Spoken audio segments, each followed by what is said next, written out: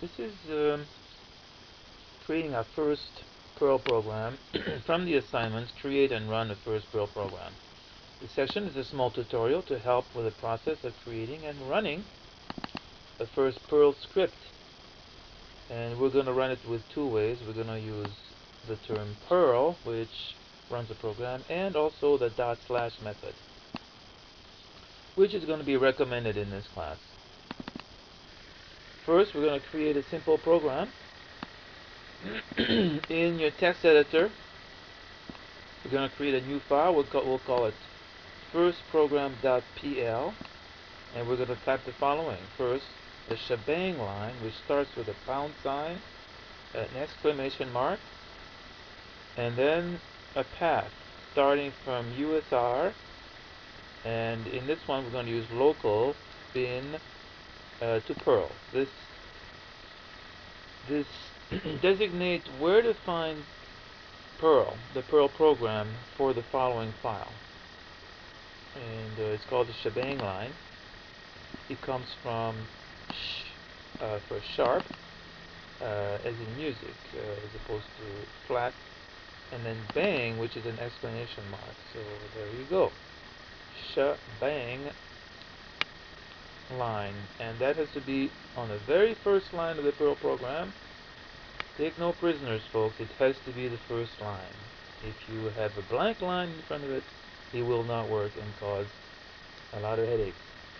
And after that, you can do whatever you want in Perl. And we're going to do something very simple using the print command. And in quotes, we call this a string. It will print whatever is in between the two quotes to the screen.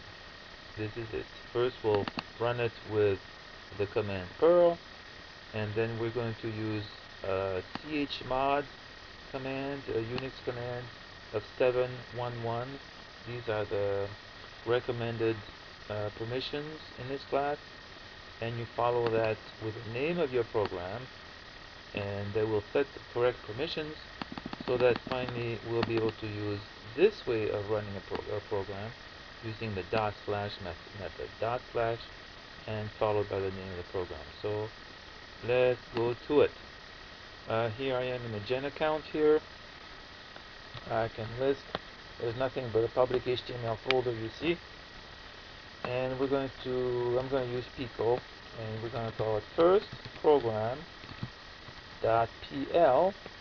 and that's just a nice way to remember that program is a Perl program. Okay, Pico, here we are, and the very first line, right, the very first line, pound sign, exclamation mark, and the path user local bin Perl. And now we can just do our first command, print hello world. We can also use the /n. That will be a return character, so it looks better. You always use the /n at the end of anything you print. And we end this with a semicolon, which is the way to end most executable line in programming languages nowadays, at least all the relatives of C. Okay, so we're done. We do the Control X in Pico, which and then we say Y for yes, and the name of the file is still firstprogram.pl. Press enter, and we should be done. Let's do that again just to look at it. Here's the Pico, and this is the file, right? Now we can run it, Perl, first. Now remember, you use your tab key, right, to complete the name of the file. Run that, and here it is, hello world, and there's a return character so that the prompt comes on the next line, right? If you didn't have that /n, it just, things don't look quite as well. And let's do, I'm using the up arrow key now to call the last command, Perl. If you run that, you notice then you have the, without the /n, the prompt is on right next to it, and Not very nice. So up arrow key, let's go back to Pico, change that, add this slash n once again, and run it, and it looks very good. Now, the last part that you need to do is the chmod 711. Now, if we look at, let's do a list long this time, and you notice the first program.pl is read write, read write, read write for us, read write for group, and only read for everybody. This is not the correct permission to run with a dot slash. If I do a dot slash first program, I use my tab key here, it won't even pick up the program name here because it is not an executable file, right? There's no X over here.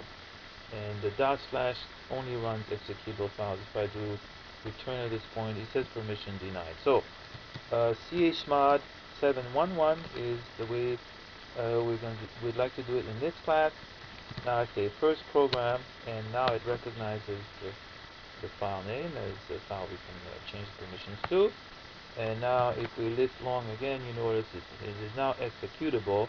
It is not readable, however, for group or for everybody, which is good.